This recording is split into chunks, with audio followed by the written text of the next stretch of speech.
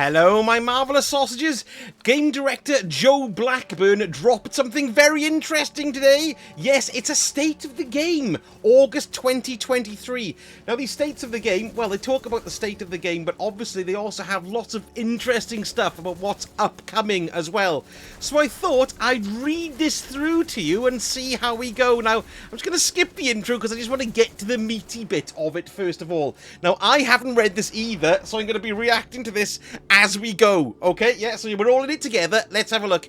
First of all, the big bugbear, addressing feedback.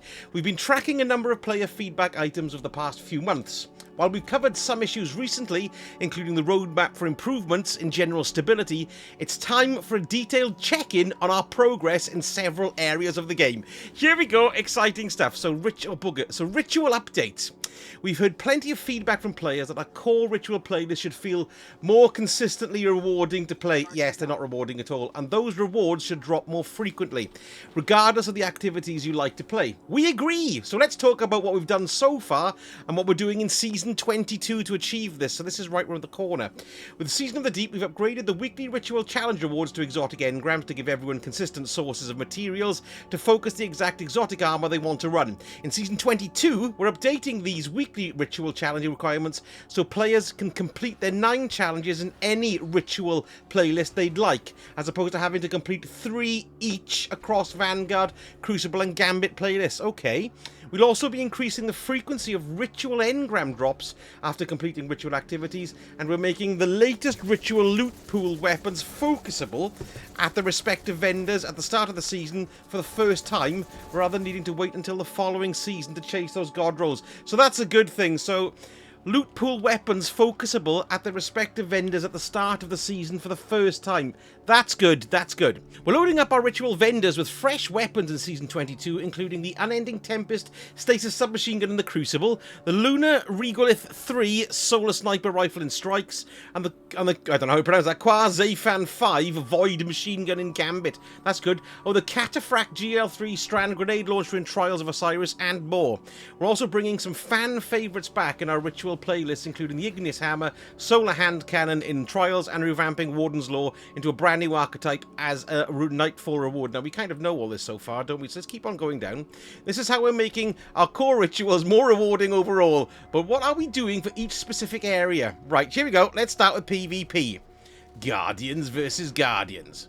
Thanks to the hard work of multiple teams, we've delivered several additions to PvP over the last few seasons, and these include the launch of Competitive Division, multiple new game modes, a revamp of Trials of Osiris, new competitive and Trials rewards, Fireteam matchmaking improvements, new rotator playlists, PvC specific weapon tuning, several quality of life improvements, and more. However, we know our hardcore PvP players want more maps, fewer cheaters, and an ever-evolving meta that feels good to complete.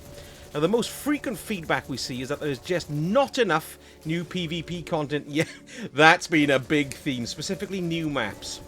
To set expectations, our studio structure is built to support more overarching updates to PvP like the ones above, rather than focusing exclusively on maps.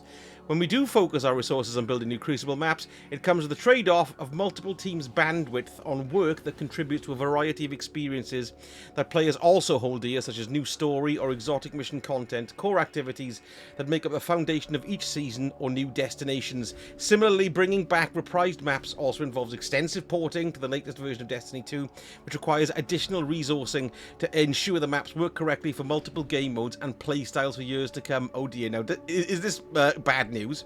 With that said, hang on, we have some exciting content coming to PvP this month that several teams have brought to life, as well as an update on our advances in game security to combat cheaters, a preview of upcoming Sandbox shakeups, and more details coming next week on the general PvP Sandbox. Gear and ability balances will evolve. For Season 22, we have a new Vex Network-themed map debuting along with the new Relic 6v6 mode, and the gunplay-focused Checkmate modifier for multiple modes, a new competitive Ascendant Division emblem, and more. Relic and Checkmate will both kick off in Crucible Labs throughout the season, so we can gather feedback on how they are received. New PvP map Multiplex. There we are, there it is there. For our newest PvP battlefield, we wanted to create an asymmetrical map using a Vex environment as a backdrop that could work well for multiple game modes. And with the Vex network playing such a crucial role in the story during Lightfall's year, we felt now was the perfect time to deliver this map. Although many of us had been thinking about a lo-fi Vex map for the Crucible, the challenge of this palette was the possible lack of orientation in the play space. We thought bringing the Mars palette into the Vex network realm would be a great way to mitigate this while adding an evocative look. Narratively, the space is in the middle of compiling the Infinite Forest. Oh, right, and so this is what you'll see in action. Watch for footage of this new map in the showcase. Right, Checkmate. This is a modifier where rich primary weapon fights can happen more often, and gun skill can be augmented by communication and strong positioning. Uh-oh, that's bad news for me. Primary weapon damage has been tuned to feel different than the rest of the game without being jarring, reducing the gap between the faster killing weapons and the average time to kill, and in general pushing longer range primaries into slower kill profiles. Player health has been increased, all ability cooldowns are lengthened, and special ammunition must be earned via gameplay and it is not dropped on death. This all results in slightly longer combat encounters that reward skill and consistency. Okay, so it kind of recharges due to how you perform. Checkmate will be available in Crucible Labs from week 5 to week 10, and we will start off with 2 weeks of Checkmate Control, then switch it up with 2 weeks of Checkmate Survival, and finally 2 weeks of Checkmate Rumble to finish off its trial run for Season 22. Okay, intriguing. Relic. Relic is a 6v6 party mode where players wreak havoc and destruction on their foes with relic weapons. Relics include the Aegis from Vault of Glass. Oh, right! The Synaptic Spear from Season of the Risen and the Scythe from Season of the Haunted. Each player charges their personal relic energy by defeating opponents with their normal loadout, and then upon reaching full charge, players can acquire a relic from a relic depot, and defeating relic holders and using the relic to defeat opponents earns points for the team. That's an interesting little mode, isn't it? And it's a neat way of bringing back those weapons as well. Whereas Checkmate is heavily focused on gunfights, Relic is intended to provide a light-hearted gameplay that can be enjoyed by anyone. So a kind of Scorched Mayhem sort of vibe, similar to... Oh, they are, that's what you just said. Relic will be available in Crucible Labs from week 1 to 4, and again in week 11 until the close of the season. And we look forward to hearing your feedback on both Checkmate and Relic when they roll out next season. Nice. Okay, matchmaking improvements. Now, our quest to constantly improve matchmaking is always ongoing, and in Season 22, we're modifying our loose skill-based matchmaking settings for Control and Iron Banner. These new settings will look to improve matchmaking times and experiences for players who find themselves at the upper or lower ends of the skill spectrum. I wonder which one that is me, and for those playing in low population regions or times, because the connection times are taking forever, aren't they? The team is also adding loose fire team matchmaking to the Crucible rotators, including labs, to ensure players are being evenly matched against similar fire team sizes without the need for a freelance node. And additionally, we'll be tackling an issue with lobby balancing that can misallocate players over certain skill levels, because I've been reading a lot of people have been complaining about how long it's taken to get into matches with the skill-based matchmaking. Right, okay, more to come in Season 23. Looking further ahead, we're planning to develop a new Iron Banner mode for Season 23, along with a brand new Hake Aggressive Frame Strand Pulse Rifle as our newest competitive division weapon reward. And the Mercurial Overreach Adaptive Frame Arc Sniper Rifle will remain available for competitors throughout Season 22. As a reminder, we're also focusing our map reprisal efforts on porting the Citadel from 2018 to the Crucible in Season 23, and we all have fond memories of dominating Control with our fire teams on this one, and can't wait to see what you do with the latest arsenal out there in the Dreaming City. Good, okay, so the Citadel looks like it's coming back in Season 23. Excellent. Right, here we go. This is a bit more interesting for me personally. The Vanguard playlists are currently in a solid place with a healthy population, because we can't play anything else, and we have more new additions coming up. First up, Vanguard medals. Oh, right, okay. That's alright. Vanguard Vanguard medals will be available in Vanguard Ops and Nightfall starting in Season 22, after being introduced in last year's Guardian games and their continued success in this year's event. We have decided to bring them in full time to spice things up for our Vanguard playlist. Well, that's quite good. Medals will contribute to scoring, allowing players to attain higher scores and reputation multipliers by performing unique actions and doing cool things. Our goal here is to reward players for playing well and not require players to go out of their way to grind for score. So in short, we don't want you to feel like you have to compromise your build in order to boost your score with additional medals. Okay, people have been talking about medals coming back. I quite like the medals. It's worth noting that some medals will remain Guardian game staples and not be available in our Vanguard playlist, so don't expect finishers to grant you a medal in Nightfalls. Right, there will be several new medals specific to Vanguard playlist when they launch, and you can expect to see a few more in Season 23. Additionally, the selection of active medals will be determined based on currently active modifiers such as surges to ensure a variety of builds are used for acquiring medals. Because, you know, the medals do kind of flash up and they are there quite a bit, so this would explain why there's a bit of a hangover from Guardian games, because it looks like they're introducing it as a main staple, which is nice. We've also recently focused more of our team's resources into more varied and frequent seasonal activities, such as Battlegrounds, that can later make their way into the Vanguard playlists alongside our strikes and eventually serve as new additions to Nightfall and Grandmaster playlists. While this can come at the cost of other content in a given year, we feel this exchange has been worth the extra investment for the overall health of our playlists, and as a result, we'll have additional Battlegrounds coming into the Nightfall and Grandmaster Nightfall rotations in Season 22 and 23 to keep players on their toes before the final shape launches. So it looks like we're only getting extra Battlegrounds, no more strikes are mentioned there, which is a bit of a shame, but you never know, we'll have more with the final shape probably. Okay, Gambit. Ooh, I love a bit of Gambit, me. As many of you have noticed, we've been quiet on Gambit since last year's overhaul that launched alongside the Witch Queen. In that revamp, the team made significant changes across 5 categories in Gambit: the core activity fundamentals, primeval tuning, invasions, ammo economy, and rewards. Unfortunately, these updates didn't move the needle for player engagement. It's too much under the hood and not enough in your face. We want a bit of glamour. Although we know our Gambit fans mostly care about new or returning maps, this is an area of the game with lower engagement that would take resources away from more popular parts of the game to shore up. Okay, so it looks like they're saying no more maps. While we don't have plans to dedicate more resources to significantly transform Gambit, we do have a few updates planned for the year of the final shape, and these include porting the Cathedral of Scars map and its beautiful Dreaming City setting into the latest version of Destiny 2, as well as adding the Shadow Legion and Lucent Hive enemy types. Well, okay, that's not too bad.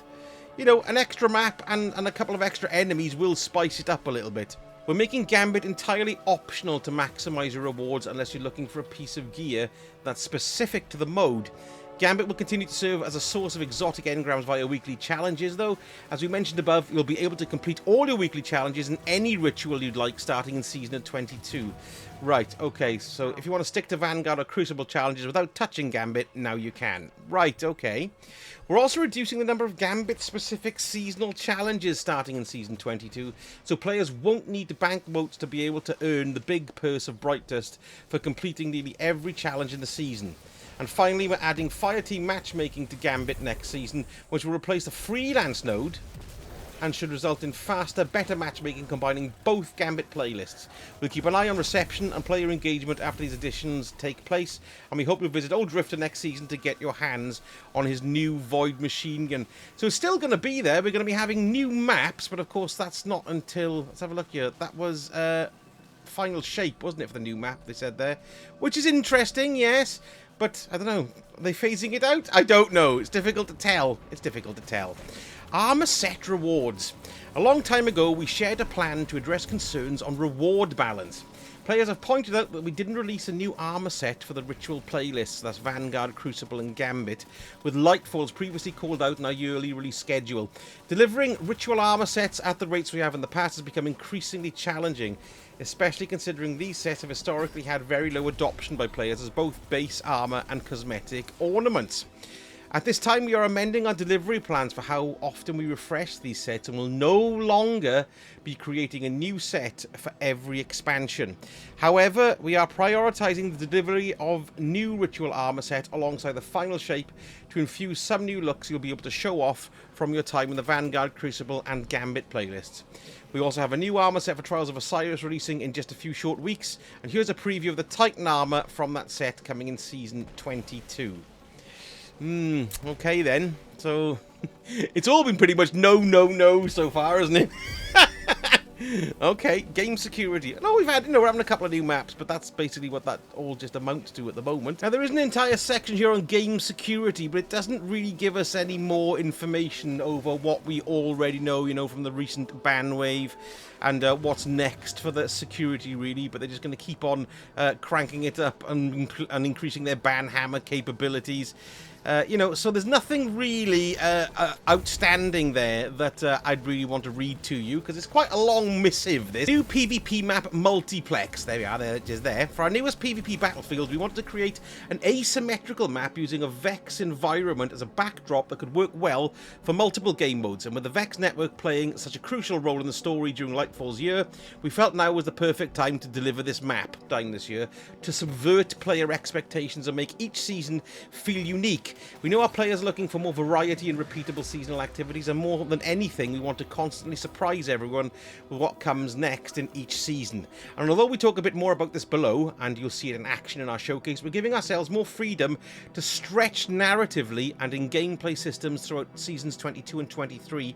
We hope you'll enjoy coming on these rides with us and starting later this month. So, a preview of what's to come. Before we get into our 6-month progress report and our goals for the year, we wanted to share some previews of several quality of life upgrades and core Sandbox updates coming in Season 22. Some of these are designed to simply make your everyday Destiny 2 experience better. Others should result in substantial meta refreshes for both PvE and PvP. At our midpoint in Lightfall's year, we hope the sum of Season 22's updates, along with the new content we've called out here, and everything yet to be revealed in our showcase, will make Destiny 2 feel as fresh and exciting as ever for as many players as possible. Okay, quality of life upgrades. Sometimes it's the seemingly smaller improvements that can be the biggest upgrades to how you engage with Destiny 2 every day. And here's a quick look at some of the QOL updates coming in Season 22. Cosmetic favouring! At long last, you'll be able to pin up to 100 of your favourite shaders, ornaments and emotes to the top of the list, starting in Season 22. Okay. I quite like that. That's good to favourite it, I suppose. Yeah, I suppose that's the only way you can do it. It would be nice to have a kind of a sort on it as well, though, wouldn't it? Stasis aspects and fragments move to vendor system. Any character who's completed the Beyond Light campaign will be able to acquire all available stasis aspects and fragments from Elsie Bray on Europa, starting next season. Okay, so stasis is going to Elsie Bray. And transmats will now be unlocked. That's good. That's great. I like that. I was talking about that in the reset the other day. Like shaders before them, transmats will now be stored as unlocks on your account rather than consumable items. Feel free to change transmats at will without needing to grab copies from collections and find them in the wild. That's good. It only kind of really cost legendary shards and stuff, but that's pretty good. That's good. I'm glad about that. Wishender Pursuit improvements. The Wishender quest has gone through a number of changes throughout the years, and in Season 22 it becomes a real quest. No more charged or uncharged discs sitting in your inventory, just a single quest strand in your quest log. That's good. I was going to make a Wishender guide, but now I'm going to wait till next season. Excellent. Resource tabs added to collections. Ooh, look. Right, okay. This is a change we're really excited about. We now have a resources tab in the collections, which shows you all of the currencies, upgrade materials, and engrams in the game, appropriately categorized with information on how to acquire it, as well as what to do when you have it. So you've got an exotic cipher there. That's good. Look, so resources, currencies, and then we've got tokens in there. Okay, that's good. I like that. Iron Banner challenges split, with Pinnacle rewards not being as big of a draw as they once were, season over season. Season of the Deep began, we felt it was time to split the Pinnacle acquisition and reputation multipliers we added back in Season of the Haunted. So starting in Season 22, I and Banner will have 2 different stacking challenges each day.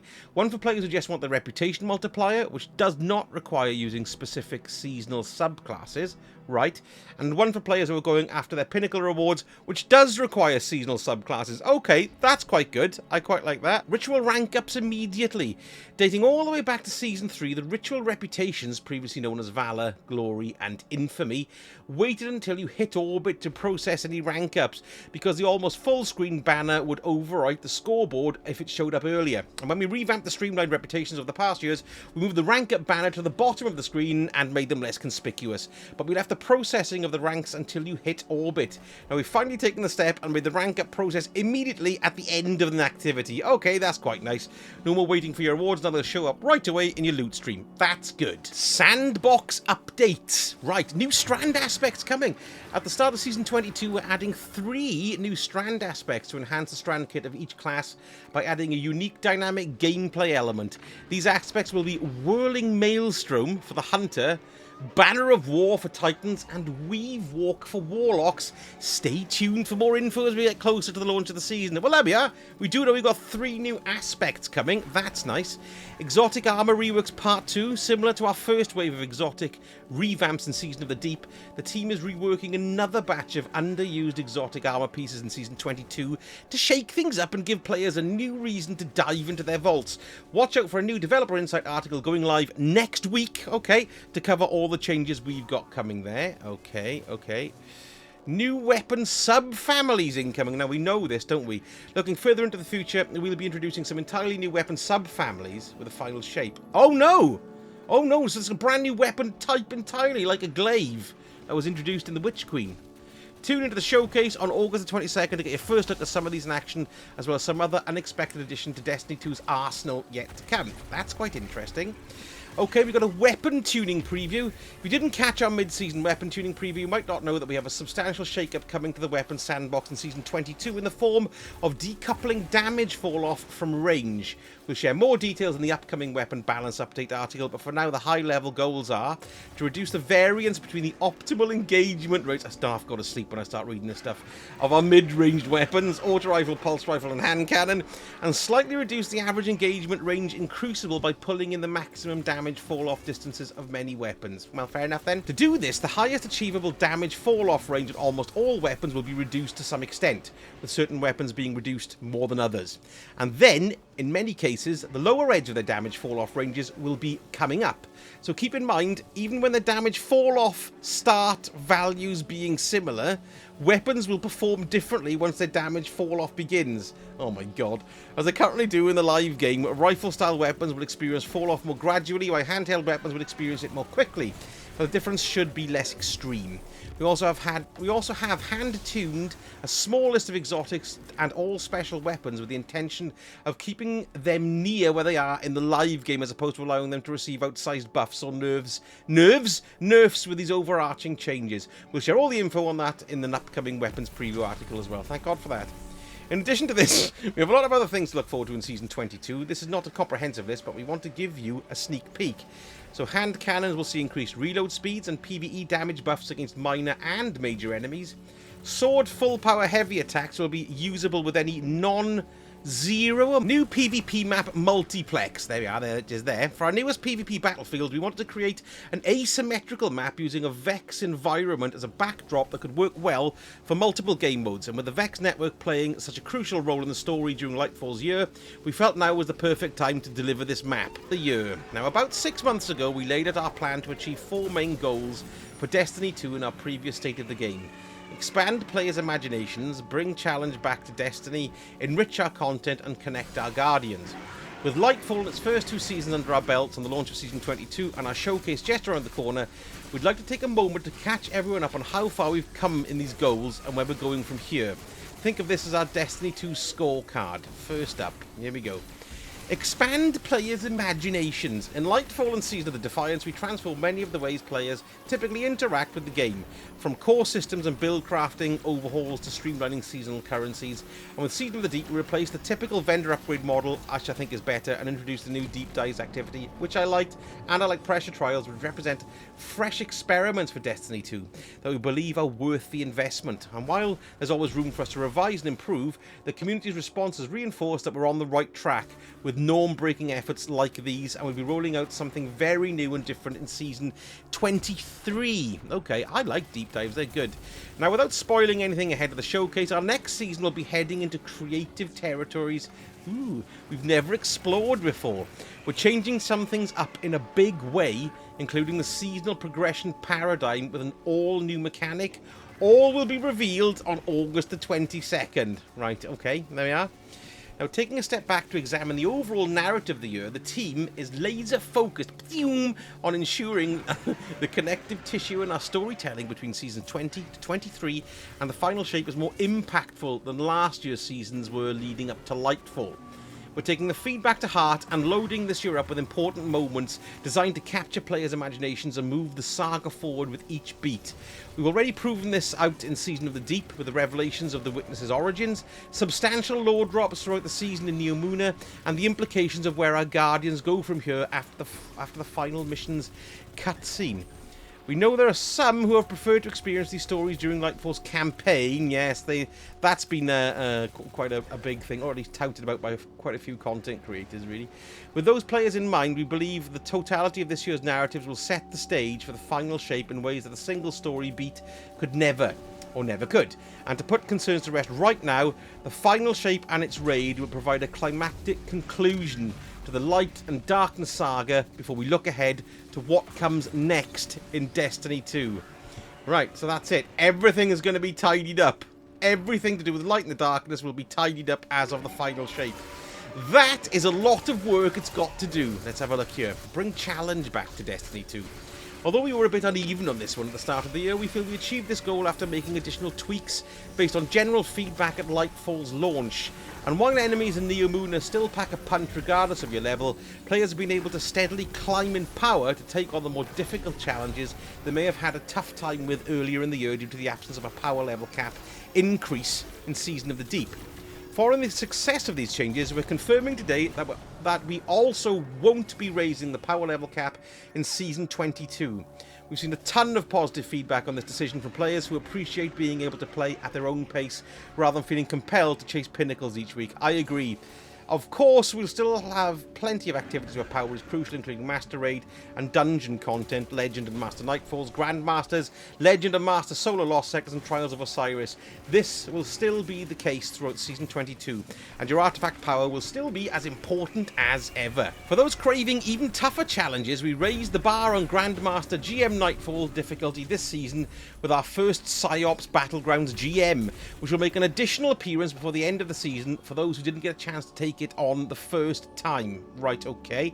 As usual, we'll continue to monitor feedback as we add more battlegrounds to the Vanguard Nightfall and GM schedule later in Lightfall's year. Enrich our content. Now, based on feedback throughout the year of the Witch Queen, we knew players wanted more exotic missions that the community would need to discover on their own. We also heard the request from long-time players for the return of previously released exotic missions that the team absolutely loved creating, and we got to work to answer the call. So in Season of Defiance, we delivered the Avalon exotic mission with the Vex Caliber as its prize for those who discovered the path into the Vex network. Season of the Deep brought the Whetstone exotic mission to deep divers in search of the new Wicked Implement Scout Rifle and its catalyst. And in just a few weeks, we're bringing back some of the best Destiny content we've ever made with our new exotic mission rotator starting on day 1 of Season 22.